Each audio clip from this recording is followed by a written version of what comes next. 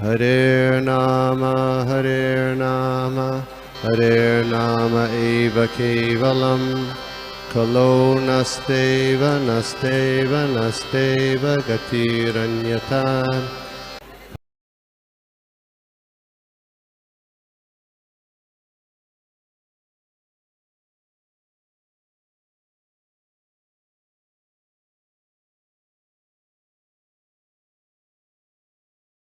हरे कृष्णा।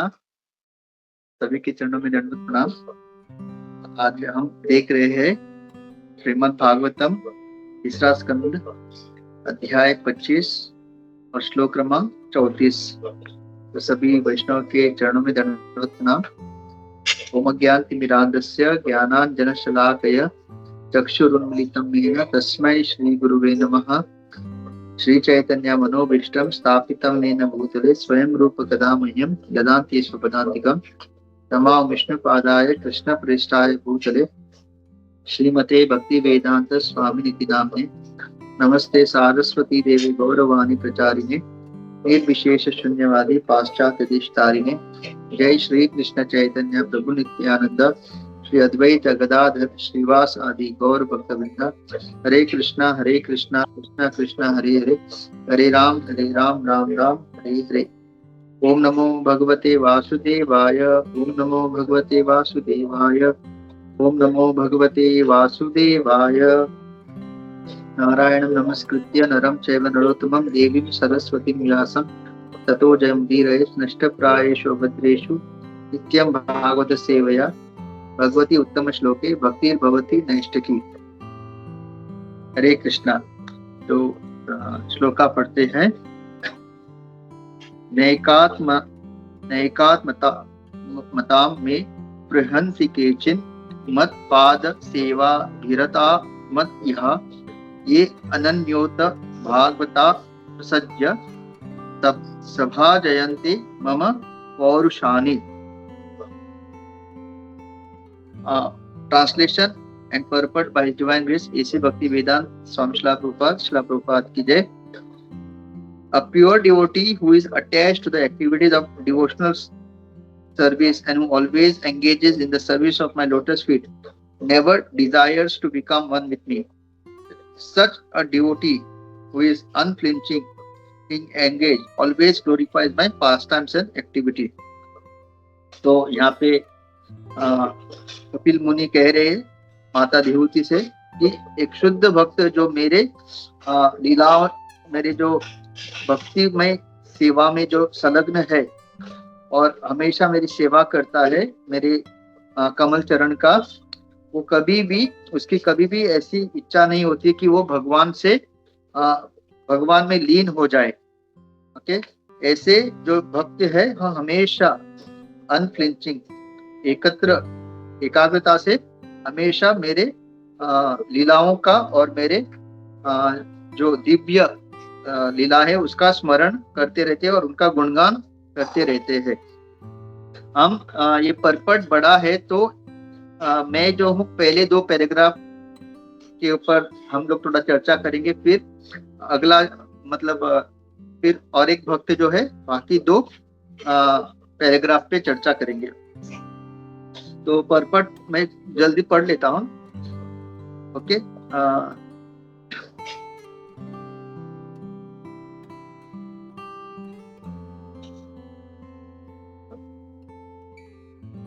कम करोति वाचालम पंगुम लंघयते गिरिम यत्कृपातमहं श्री गुरु दीनतारिणं परमानंदमाधवं श्री चैतन्य ईश्वर। तो ये पूरा जो अध्याय है शुद्ध भक्ति के बारे में वर्णन हो रहा है। पर अगर हम देखेंगे प्रभुपाद भी चाहते थे कि हम महान भक्त ना बने लेकिन शुद्ध और अच्छे भक्त बने। ये पूरा जो कृष्ण भावनामृत संगठन जो प्रभुपाद ने स्थापना किया था उसका यही उद्देश्य है। हमको महान भक्त बनने से ज्यादा क्या बनना है, शुद्ध और अच्छे भक्त बनना है, ये प्रभुपाद की इच्छा है। तो एक भक्त जो है जो भक्ति का जो सर्वोत्तम जो परिभाषा दिया गया है श्रील रूप गोस्वामी ने, तो तो हम जानते हैं कि 2 तरह की भक्ति होती है। एक है निष्काम भक्ति या सकाम भक्ति। तो ज्यादातर जो जीव है, क्योंकि इस भौतिक जगत में आने के कारण बद्ध अवस्था में ज्ञान ना होने के कारण जो हम भक्ति करते हैं वो सकाम भक्ति होती है। मतलब बहुत सारी इच्छा रहित, मतलब इस संसार में दुख ना हो, सब अच्छा चले, मतलब केंद्र में खुद को रखते हुए, मतलब मैं किस तरह से यहाँ पे भोग करूं। हाँ, तो जब ये इच्छा होती है और भगवान के पास जाके हम मांगते हैं, तो वो क्या होता है, सकाम भक्ति होती है। वहां पे भगवान केंद्र में नहीं रहते और केवल भगवान है, वो कहीं पे भी जाने के लिए तैयार है। अपना भोग की प्रवृत्ति का या इच्छा पूर्ति करने के लिए वो देवी देवताओं के पास भी जाने के लिए तैयार है, कहीं पे भी। केवल उद्देश्य क्या है कि हमारी इच्छाएं और हमारी जो कामना है वो पूरी हो, और किस तरह से ज्यादा मैं इस शरीर में भोग कर सकूं। और फिर इसको कहते हैं सकाम भक्ति। और फिर क्या होता है, भोग करते करते वो देख रहे हैं कि दुख कम नहीं हो रहा है, मतलब इच्छाएं पूर्ति हो रही है, धन मिल रहा है, यश मिल रहा है, बच्चे, सब कुछ है जो चाहिए वो मिल रहा है, लेकिन दुख जो है कम नहीं हो रहा है। तब वो क्या करता है, फिर उसको लगता है कि हाँ, इस भौतिक जगत में इच्छाएं पूर्ति होने के बाद भी दुख कम नहीं होता। मन, मतलब जो भी आध्यात्मिक, आदि दैविक, आदि भौतिक स्तर पे अभी भी हम क्लेश आ रहे हैं। तो फिर वो क्या करता है, वो त्याग की ओर बढ़ता है। पहले क्या था, इच्छा भोग करने की, लेकिन भोग करते करते अभी भी दुख कम नहीं हो रहा है। जो आनंद या सुख की जो इच्छा है वो अभी भी उसका अनुभव नहीं हो रहा है। तो फिर उसको क्या लगता है कि अभी त्याग की ओर चलते हैं। तो ये भी सकाम भक्ति में आता है, भोग और त्याग। अभी वो त्याग क्यों करना चाहता है, ऐसा नहीं कि उसको भगवान की ओर आसक्त हुआ है या भगवान कौन है पता चला है। वो त्याग, उसको लगता है अभी त्याग करने से मुझे आनंद मिलेगा। ओके, तो फिर वो त्याग की ओर बढ़ता है और उसको क्या लगता है कि मैं किसी तरह से मोक्ष अगर मुझे प्राप्त हो जाए और मैं इस शरीर से निकल के या तो भगवान में लीन हो जाऊं या फिर उस वैकुंठ या उस आध्यात्मिक जगत में चला जाऊं जहाँ पे कोई क्लेश नहीं है, जहाँ पे कुंठा नहीं है। तो यहाँ पे भी जो है उद्देश्य क्या है, अपने आप को केंद्र में, मतलब मैं किस तरह से आनंद में रहूं। तो इसकी वजह से भोग और त्याग, ये दो जो सकाम भक्ति के जो ज्यादातर लोग ये रहते हैं। और दूसरा है निष्काम भक्ति। निष्काम भक्ति है जो ये इस परिभाषा में आते हैं, अन्याभिलाषिता शून्यम ज्ञान कर्मादि अनावृतम अनुकूलेनु कृष्णानु शीलनम भक्ति उत्तम।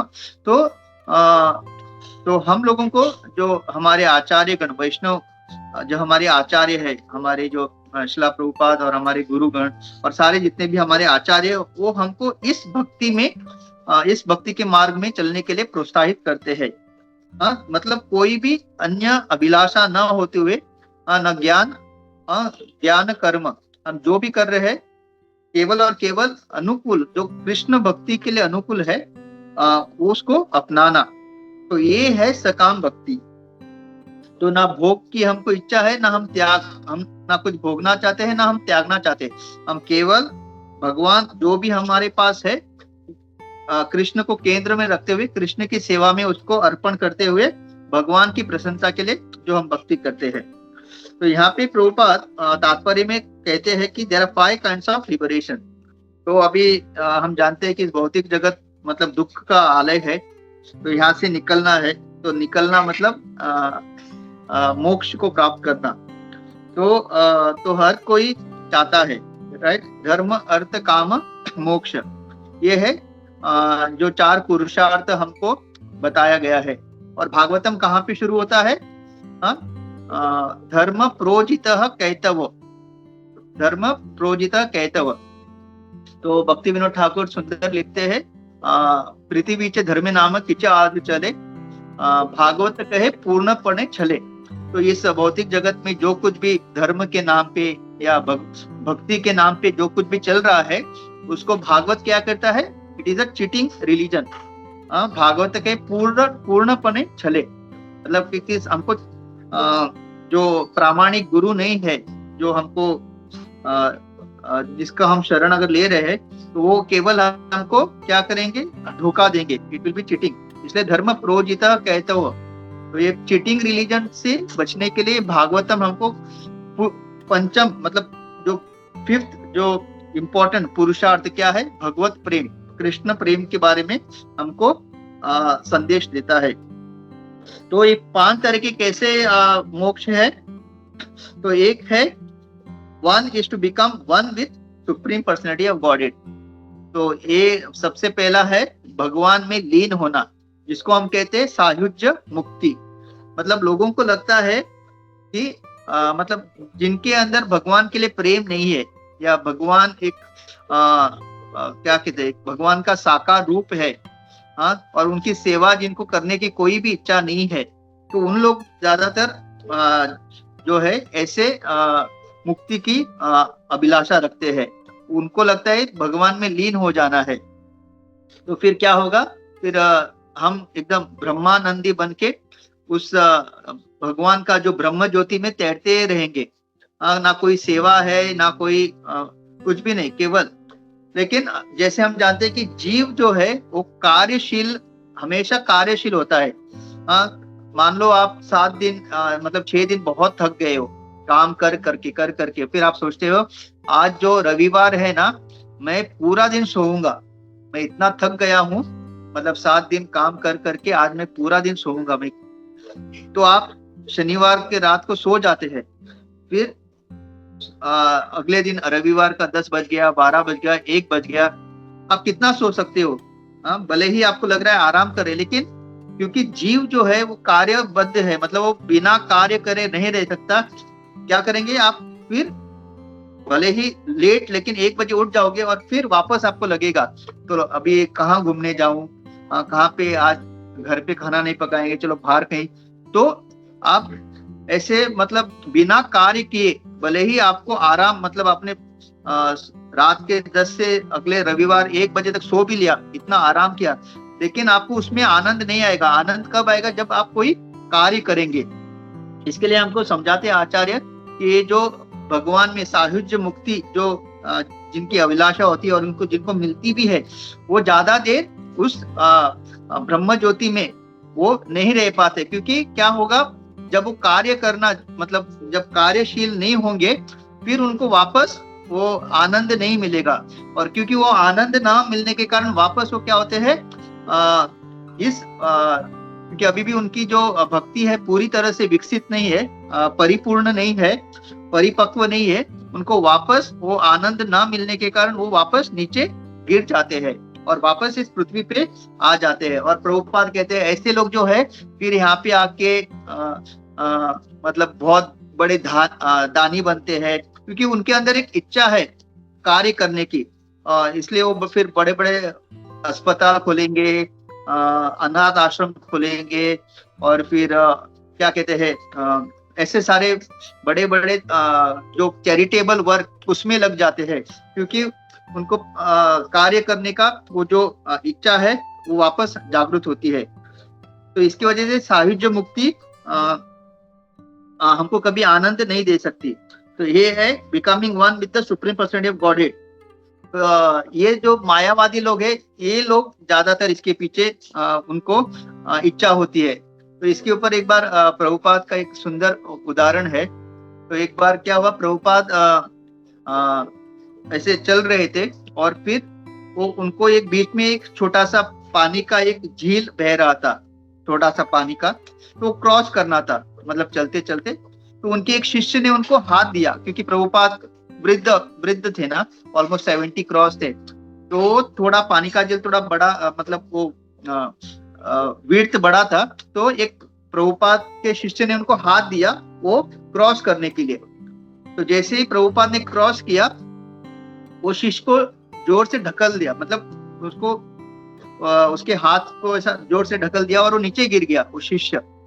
तो प्रभुपाद को वो देखने लगा और बोलने लगा, प्रभुपाद ये आप क्या कर रहे हो? मतलब मैंने तो आपका मदद किया ये क्रॉस करने के लिए और आपने मुझे नीचे फेंक दिया ऐसा।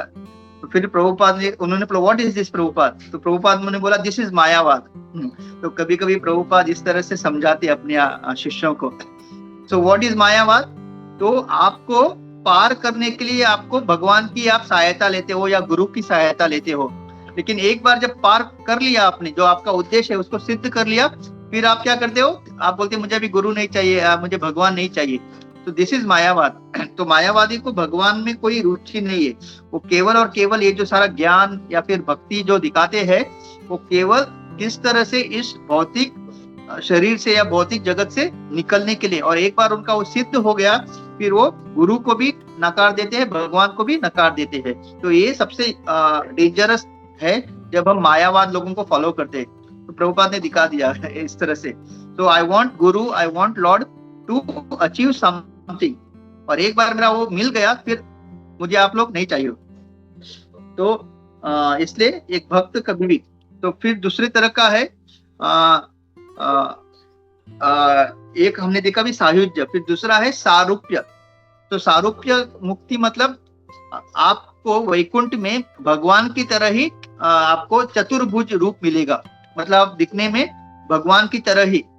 तो जैसे हम जानते हैं ना, एक बार रामानुज आचार्य प्रसाद खाते हैं, प्रसाद ग्रहण करते हैं, और फिर वहां पे जो नदी है उसमें अपना हाथ धोते हैं, और वो जो उनके थोड़े बहुत जो उच्चिष्ट उनके जो उंगलियों में लगे थे, वो जब वो नदी में हाथ धोने के बाद निकल जाते हैं, तो फिर वहां की जो मछलियां थी उसको ग्रहण करती है, और तुरंत जब वो लोग उस उच्चिष्ट को ग्रहण करती है वो मछलियां, उनको चतुर्भुज रूप मिल जाता है। क्योंकि रामानुजाचार्य इतने शुद्ध भक्त है, उनका केवल उच्चिष्ट सेवन करने से उनको चतुर्भुज रूप मिल जाता है, और वो वैकुंठ की ओर चले जाते हैं। और ये जब शिष्य देखते हैं ना रामानुजाचार्य के, तो उनको आश्चर्य होता है, और वो अपने गुरु से पूछते हैं कि गुरु महाराज, हम तो रोज क्या, मतलब जब भी हमको मौका मिलता है, हमने आपका उच्चिष्ट कितने बार ग्रहण किया है, लेकिन हमारा तो ऐसा परिवर्तन हुआ ही नहीं आज तक। और ये मछलियां मतलब मनुष्य शरीर में भी नहीं है, उन्होंने केवल आपका उच्चिष्ट ग्रहण करके एक ऐसे संभव हो गया। तो फिर वो कहते हैं क्योंकि ये मछलियां जो है वो उनका जो चेतना है, भले ही वो मनुष्य नहीं है, लेकिन वो उनका कोई अपराध नहीं हो रहा है, क्योंकि वो मछली के शरीर में है। लेकिन आप लोग, मनुष्य का जन्म मिला है, आप मेरे भक्त हो, मेरे शिष्य हो, लेकिन आप इतना सारा अपराध कर रहे हो, आपके हृदय में अभी भी वो जो 6 अनर्थ है वो पूरी तरह से समाप्त नहीं हुए। इसके वजह से भले ही आप मेरा उच्चिष्ट ग्रहण करते हो, लेकिन उसका आपको कोई क्या कहते हैं फायदा नहीं हो रहा है। तो हम देख सकते हैं कि ये जो हृदय में जो अनर्थ वगैरह है, जब तक वो पूरी तरह से समाप्त नहीं होंगे, जब तक हम पूरी तरह से ये जो वैष्णव अपराध वगैरह करना हमारा खत्म नहीं होगा, भले ही हम कितना भी उच्चिष्ट महान भक्तों का ग्रहण करें, उससे क्या होगा? उससे हमारी भक्ति में वृद्धि होगी। लेकिन कभी ऐसा मत सोचना कि मैंने अभी उच्चिष्ट लिया तो जो उन मछलियों का भाग्य, उस तरह मेरा भाग्य उदय होगा, राइट? तो ये बहुत इंपॉर्टेंट है। तो ये मापदंड हमेशा हमको रखना चाहिए। इसलिए कहते हैं ना, कोटि कोटि जन्म, चैतन्य चरितामृत में एक आता है, कोटि कोटि जन्म भी आप अगर हरिनाम लोगे, लेकिन ये वैष्णव अपराध, ये अनर्थ से अगर आप उसको खत्म नहीं होगा, तो आपको कोई फायदा नहीं मिलेगा। कोटि कोटि जन्म भी आप अगर हरिनाम लोगे तो हमेशा हमको देखते रहना चाहिए कि हम कितना, हमारा ये सारा जो अनर्थ कम होते जा रहा है, और कितना, लेकिन छोड़ना नहीं है भक्ति पाथ, क्योंकि यही हमको धीरे धीरे वो कम कराएगा। तो ये है सारूप्य। तो ये एक प्रकार की मुक्ति है जिसमें आप वैकुंठ धाम चले जाओगे और आपको भगवान जैसा ही चतुर्भुज आपको रूप मिलेगा। फिर है सामीप्य।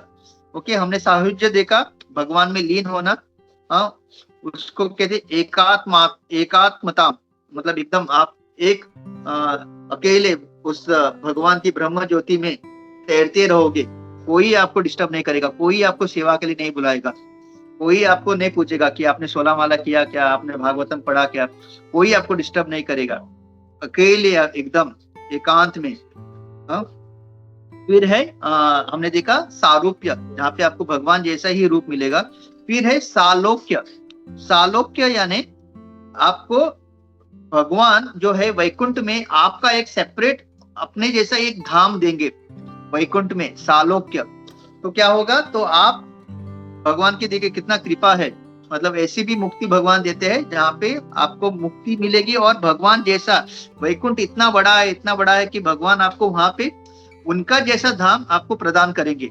फिर आप आराम से वहां पे मतलब भक्त एक राजा की तरह भक्ति आप वहां पे कर सकते हैं।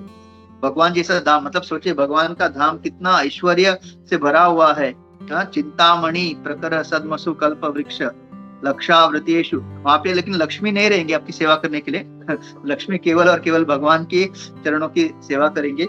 लेकिन आपको ऐश्वर्यपूर्ण भगवान जैसा धाम मिलेगा जहाँ पे आप आराम से वहां पे भक्ति कर सकते हैं। तो सालोक्य, फिर है सामीप्य, फिर है सामीप्य। चौथा सामीप्य मतलब भगवान का हमेशा आपको मतलब एसोसिएशन मिलते रहेगा, हमेशा भगवान के आप करीब रहेंगे। तो वैकुंठ में तो ये है सामीप्य। तो हमेशा भगवान कभी भी आपके नेत्रों के सामने से ओझल नहीं होंगे, हमेशा भगवान के साथ आप रहेंगे, सामीप्य। और लास्ट है सृष्टि। सृष्टि यानी भगवान के जैसा ऐश्वर्य आपको प्राप्त होगा। मतलब उस मोक्ष मतलब उस लिबरेशन में आपको वैकुंठ में भगवान जैसा ऐश्वर्य प्राप्त होगा। तो ये है 5 प्रकार के क्या कहते हैं लिबरेशन या मोक्ष जो भगवान हमको दे सकते हैं। लेकिन भक्ति जो है इतनी महान है कि भक्त जो है भगवान से इन 5 चीजें की कोई आशा नहीं करते। तो इस संदर्भ में एक बहुत ही सुंदर श्लोका हमारे आचार्य प्रबोधानंद सरस्वती ने लिखा है, तो हम इसको थोड़ा पढ़ते हैं। तो कैवल्यम नरकायते त्रिदशपूर्क आकाश पुष्पायते दुरांत इंद्रिय काल सर्प पटली प्रोत्खात दंश्रायते विश्वम पूर्ण सुखायते विधि महिन्द्रादिश्च किटायते यत् कारुण्य कटाक्ष वैभवताम तम गौरम एव स्तुम।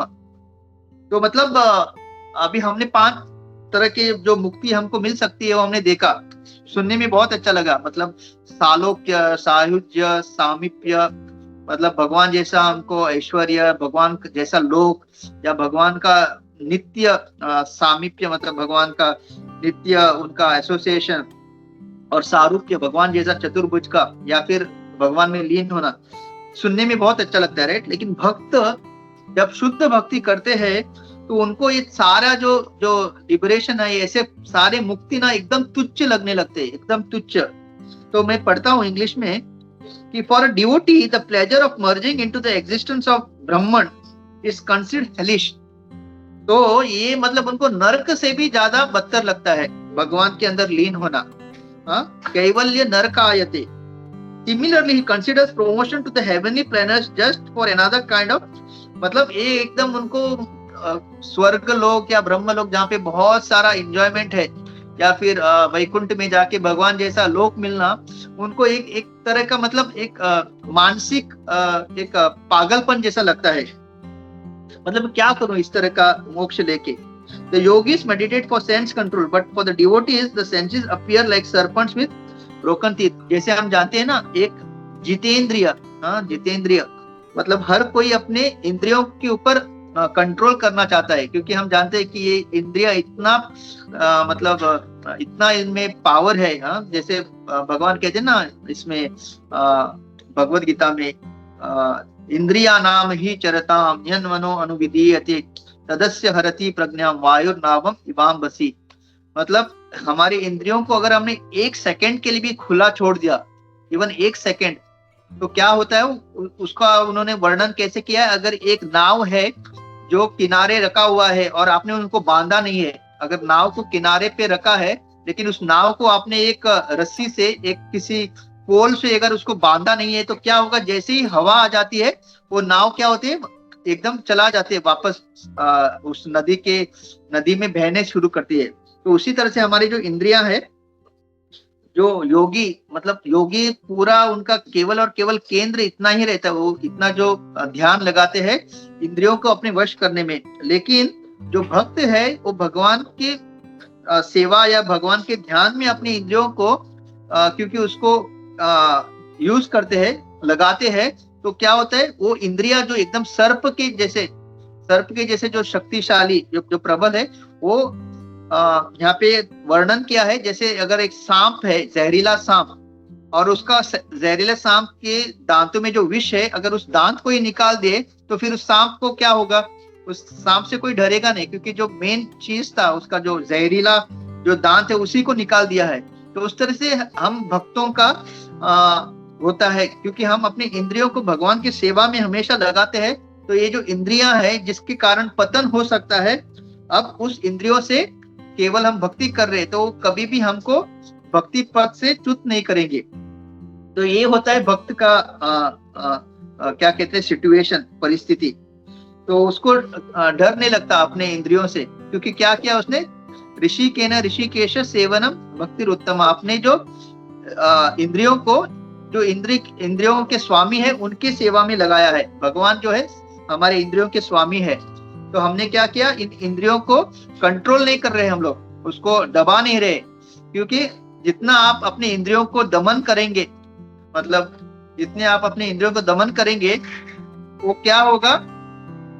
वो एक्चुअली जैसे ही एक क्षण के लिए आपने उसको फोर्स, मतलब वो जो दमन छोड़ दिया, तो और ज्यादा उत्तेजित होके, जैसे स्प्रिंग है ना, स्प्रिंग का आपने देखा है, आप जैसे स्प्रिंग को जितना नीचे दबाओगे उतना, जब छोड़ दोगे उतना ऊपर वो उछलता है, राइट? तो जैसे बच्चों को हम लोग खिलौने लाते हैं ना, वो जो स्प्रिंग के ऊपर ऐसा प्रेस करेंगे तो, और जैसे छोड़ देंगे तो जो ऊपर वो जो व्यक्ति रहते हैं वो ज्यादा नाचने लगते हैं जितना आप उसको दबाएंगे। तो उसी तरह से हमारी इंद्रियां हैं, जितना आप उसको कंट्रोल करेंगे, मतलब उसको एंगेज नहीं करोगे लेकिन कंट्रोल करेंगे, तो थोड़ा देर के लिए आपने जब कंट्रोल छोड़ दिया तो जितना वो और ज्यादा उत्तेजित होके अपनी इंद्रिय तृप्ति करने का कोशिश करेंगे। तो इसलिए हमेशा याद रखिए, आप इंद्रियों को कभी भी दमन मत कीजिए, एंगेज इट, राइट? जैसे छोटी बच्चों को आप, उनको अगर कुछ चाहिए, कुछ वो मांग रहा है, तो आप उसको क्या कर सकते हैं? उसको अगर वो उसका ध्यान उधर से भटकाना है तो उस बच्चे को आप किसी और चीज में आपको उसको एंगेज करना पड़ेगा, तभी वो उस चीज को भूलेगा, नहीं तो वो कभी भूलेगा नहीं। तो हम माता पिता को पता है, राइट, कि हम बच्चों को किस तरह से डिस्ट्रैक्ट करते हैं।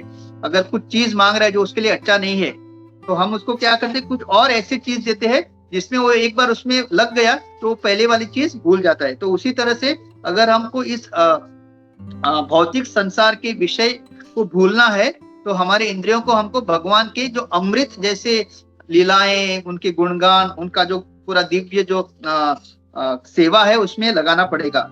तो इस तरह से, and the whole world, material world appears joyful for devotee, and even great person like Lord Brahma and Indra are considered no better than insect. तो एक भक्त को भगवान के भक्ति में जब उनको रुचि आती है तो ये ब्रह्म का पद, ब्रह्मा बनने का जो आशा, या इंद्र, हमको कभी कभी लगता है ना इंद्र कितना उसका भाग्य है, स्वर्ग में इतना अच्छा वो मजाक, उसको आनंद में जीवन जी रहा है, बहुत लोगों को लगता है ना।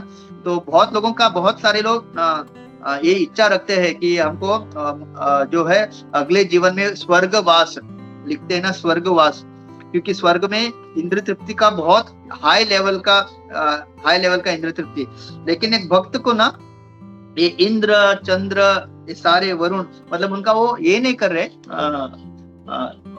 मतलब दे आर नॉट क्रिटिसाइजिंग, या उनको नीचे नहीं देख रहे, लेकिन उनको ऐसा लगता है कि मैं इंद्र भी बनूं या चंद्र भी बनूं या ब्रह्मा भी बनूं। तो उनको वो किससे उनको लगता है, वो मतलब एक जो जमीन पे रेंगता हुआ जो कीड़ा है उसके समान वो देखते हैं ऐसे पदवी को भी, राइट? तो ये है भक्ति का मतलब, शुद्ध भक्ति का जो फल।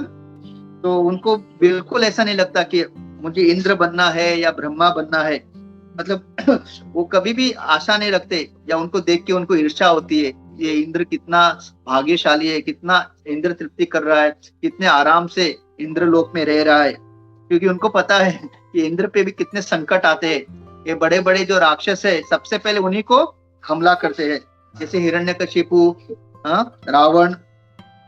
तो एंड फिर क्या, सच पोजीशन ऑफ डिवोटी, तो उनको वो एक कीड़े की मतलब वो जो पोस्ट है, मतलब एक इस भौतिक जगत में कीड़ा बनना और इंद्र बनना उनको समान लगता है, तो उसमें भी उनको कोई रुचि नहीं। So such is the position of a devotee who has received but a small glance of the mercy of Chaitanya Mahaprabhu unto the most magnanimous. तो जिनको चैतन्य महाप्रभु का जो इच्छा मतलब जो कृपा मिला है, तो उनको एक्चुअली अभी ना किसी चीज में इस भौतिक जगत की किसी चीज में ना कोई आकर्षण है, और ना ही उनको मतलब मतलब किसी चीज में आकर्षण नहीं, केवल और केवल एक ही चीज उनके मन में अभी है कि मैं किस तरह से अपने भगवान को संतुष्ट करूं। ओके, तो ये है एक भक्त का लक्षण। तो हमको भी मतलब यही है शुद्ध भक्ति। शुद्ध भक्ति की परिभाषा यही है, वो ना भोग चाहता है, ना त्याग चाहता है, ना मुक्ति चाहता है, वो केवल और केवल ये देखता है कि किस तरह से मैं भगवान की सेवा कर सकूं। A pure devotee, as will be explained by Kapila Muni, does not aspire for any of the five liberation. He especially despises as hellish the idea of becoming one with Supreme Personality of Godhead. शिला प्रभुपाद अभी जो हमने discuss किया था, यही प्रभुपाद दिखते इस तात्पर्य में। शिला Prabodhanand Saraswati, a great devotee of Lord Chaitanya, says Kaivalya Narakayati. The happiness of becoming one with Supreme Lord, which is aspired by the Mayavadis, is considered hellish. That oneness is not for pure devotees. और जैसे बहुत सारे Buddhist लोग रहते हैं ना, वो लोग कहते हैं कि हमारा ये पूरा दुख का कारण क्या है? इच्छा। क्योंकि हम इच्छा कर रहे हैं इसलिए हम दुखी हो रहे हैं। हमारी इच्छा, हम इच्छा करते हैं, वो इच्छा पूर्ण नहीं होते, हम दुखी हो रहे थे। तो वो क्या बोलते हैं? इच्छा करना ही बंद कर दो। तो उनका ये सिद्धांत है, फिलॉसफी। तो इच्छा न करना भी एक इच्छा है, राइट? अगर आप सोचोगे, not have any desire is also desire. तो ऐसे कैसे हो सकता है? हम जो कार्यबद्ध, हम लोग हमेशा, the nature of the soul is to be active, right? हम लोग कोई ये नहीं है, एक जड़ पदार्थ नहीं है। वी आर हैविंग लाइफ, और जब हमारे अंदर क्या कहते हैं, लाइफ है, जब जीव, इसलिए जीव कहते हैं ना, जीव मतलब वी आर एक्टिव। हमारा principle is to be active. तो हम लोग बिना कार्य किए नहीं रह सकते। नहीं कश्चित क्षणम अपि कार्य, मतलब भगवान कहते हैं ना, इवन एक क्षण के लिए भी एक जीव बिना सोचे या बिना कार्य के नहीं रह सकता। इवन जब आप सोते हो, सोचिए कौन सा कार्य चल रहा है? आप श्वास ले रहे हो, छोड़ रहे हो, सांस ले, फिर इस तरफ पलटते हो, उस तरफ पलटते हो, आपके सबकॉन्शियस माइंड में आप ख्वाब देखते हो। तो इवन जब हम निद्रा अवस्था में भी अपना कार्य चालू है। तो ये भी फिलॉसफी इज रॉन्ग। नॉट मतलब उनका क्या है, आप डिजायर कर रहे हो, इच्छा कर रहे हो, इच्छा पूर्ति नहीं हो रही है इसलिए आप दुखी हो रहे हो। तो let us not desire anything. तो ये भी गलत। So you can not, a soul can not be inactive even for a moment, right? तो हम लोगों को पता है कि द बेस्ट फिलॉसफी इज हमेशा भगवान की सेवा में रत रहना। There are many so-called devotees who think that in conditioned state we may worship the personality of Godhead, but that ultimately there is no personality. They say that since absolute truth is impersonal, one can imagine a personal form of the impersonal absolute truth for time being. तो ये और एक मतलब जो मायावादी लोग रहते हैं, जो पूरी तरह फ्रस्ट्रेटेड है, भगवान, जिनको भगवान बनने का या खुद को भगवान बनाने का जो इच्छा रहता है, तो उनका ये सारा थियरी रहता है। तो भगवान इसलिए कहते हैं ना, अश्रद्धाना पुरुषा धर्मस्य अस्य परंतपा अप्राप्य माम निवर्तन्ति मृत्यु संसार वर्तमनि। तो जिनके अंदर श्रद्धा नहीं है, आप ऐसे लोगों को कितना भी आप भागवतम से उनको क्या कहते हैं, आप भागवतम का श्लोका बता के समझाओ या किसी भी एग्जाम्पल से, लेकिन क्योंकि उनके अंदर श्रद्धा नहीं है, अश्रद्धाना पुरुष, उनको वापस भगवान कहते हैं हमेशा वो इस भौतिक जगत में, इस मृत्यु जगत में वही उनका जो है अल्टीमेट उनका कार्यलाभ, मतलब इधर ही उनको आना पड़ेगा। आप ही अगर सोचिए, जब हम लोग जब लड़का या लड़की शादी के योग्य बनते हैं और जब उनकी शादी की बात चलती है और जब माँ बाप बोलते हैं कि मैंने आपके लिए एक लड़का देखा है या एक लड़की देखी है, सबसे पहले क्या होता है? लड़का या लड़की वो देखना चाहते हैं कि उसके होने वाला पति या पत्नी कैसे दिखता है, राइट? है कि नहीं? तो देखिए हम लोग कैसे, मतलब इवन एक जो नॉर्मल हर चीज में हम व्यक्ति को देखना चाहते हैं, राइट? वो कैसे दिखता है। और हम ये इतने बड़े जो हमारे जो हमको कंट्रोल कर रहे हैं, जिन्होंने हम, जो हमारे पिता है, हम उसको ही मतलब कहते हैं उसका फॉर्म नहीं है। हर चीज में हम फॉर्म देखना चाहते हैं। अगर कोई बोलता है कि अगर आपको फ्लैट खरीदना है और आपको ब्रोकर आके बोलता है कि यहाँ पे एक अच्छा फ्लैट है, तो आप पहले क्या बोलते हैं, उसको फ्लैट के मुझे पिक्चर भेजो, उसका मैं देखना चाहता हूँ, बाथरूम किधर है, हॉल कितना बड़ा है, कितने बेडरूम है, किचन कैसा है। तो हर चीज जो है हमको चित्र, मतलब उसका साकार रूप देखना चाहते हैं हर चीज का। लेकिन जब भगवान की बात आते हैं तो हम क्या कहते हैं, भगवान को रूप ही नहीं है। तो मतलब कितना ये हिपोक्रेसी, राइट। जिन्होंने ये सारा जगत बनाया, हमको बनाया, उसका कोई रूप नहीं है। लेकिन इस भौतिक जगत में हर चीज में हम रूप देखना चाहते हैं। गाड़ी जब खरीदना चाहते हो तो पहले हम बोलते ब्रोशर भेजो, हम देखना चाहते हैं गाड़ी का आगे बोनेट कैसा दिखता है, पीछे का ये कैसा है, अंदर सीट कैसे है, स्टेयरिंग कैसा है, इंजन कैसा है, मिरर कैसा है, हर चीज का हमको चित्र देखना है। तभी हम लोग बोलते हैं हाँ ये खरीदेंगे या नहीं खरीदेंगे, इससे शादी करेंगे नहीं करेंगे, हर चीज में हमको चित्र। लेकिन जब भगवान की बात आती है, भगवान का कोई रूप है ही नहीं। वो तो एक लाइट है, वो एक साउंड है, वो एक पावर है। मतलब कितना, मतलब जिन्होंने सारा बनाया, हमको बनाया, मतलब it is such a big, मतलब लोगों को अगर सही में, अगर क्या कहते हैं, सिंसियरली, प्रामाणिकता से अगर वो विचार करेंगे, they will come to know they themself are such hypocrites. तो यहाँ पे भगवान वही बताते हैं। तो फिर आगे बढ़ते हैं इस पर्पट में। So there are so many called devotee who think in the condition state. तो भगवान का कोई रूप नहीं, वन कैन इमेजिन पर्सन। तो actually the impersonal do not merge into the existence of supreme person but into his personal bodily luster which is called ब्रह्म ज्योति, जैसे हमने discuss किया। तो भगवान के शरीर में उनको प्रवेश नहीं मिलता।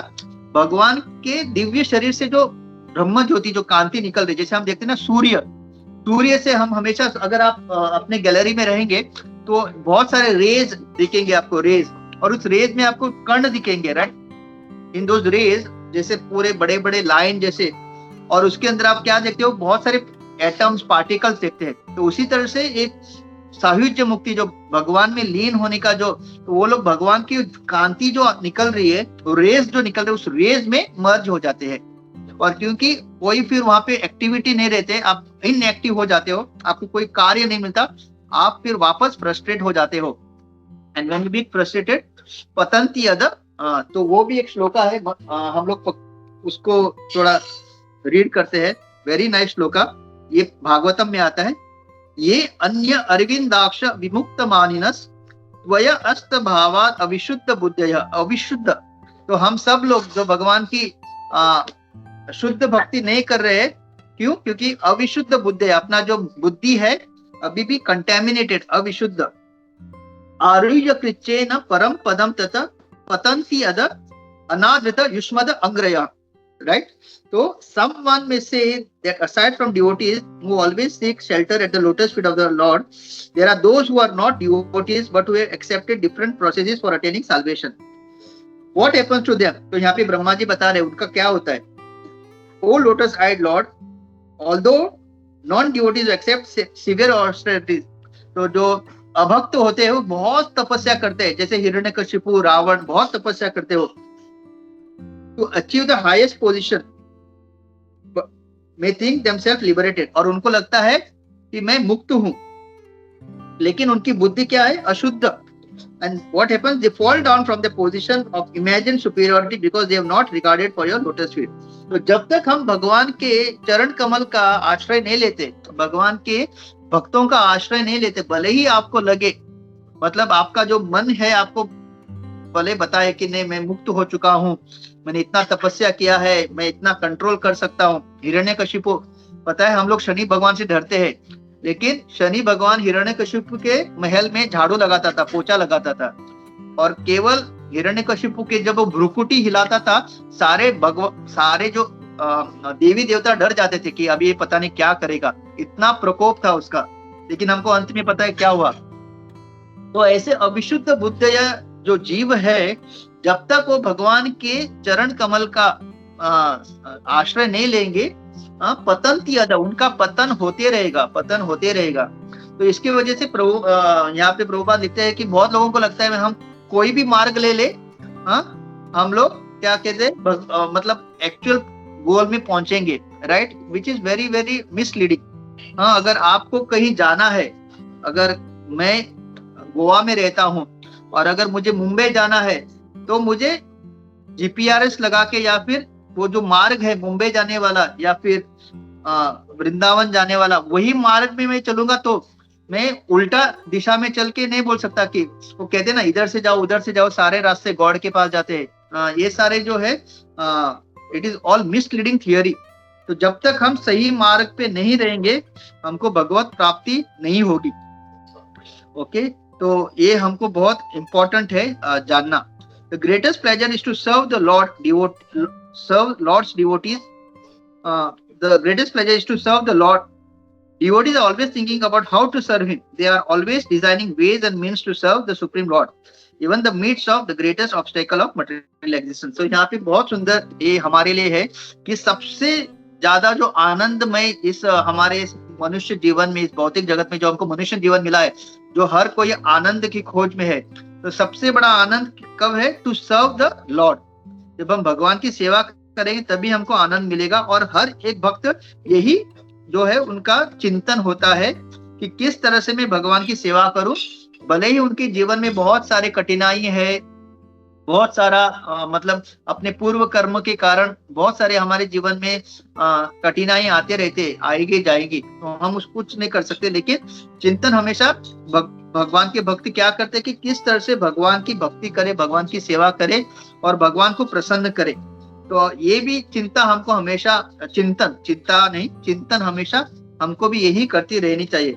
और अगर हम देखेंगे लक्ष्मी देवी जो है, उनका एक्चुअली जो स्थान कहाँ पे है?